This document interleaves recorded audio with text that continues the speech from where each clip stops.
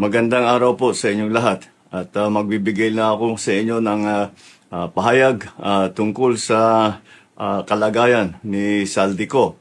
Nananatili po siya sa kustodiya ng Czech Republic at isinasagawa natin ang lahat ng mga kinakailangang hakbang para sa kanyang pagbalik dito sa Pilipinas. Inutusan ko ang Department of Justice kasama ang Department of Foreign Affairs na pangunahan ang pakikipag-ugnayan sa mga otoridad ng Czech Republic upang matiyak na maayos at naayon sa proseso ang lahat ng kinakailangan. Magpapadala rin ng high-level coordination team upang tutukan ito.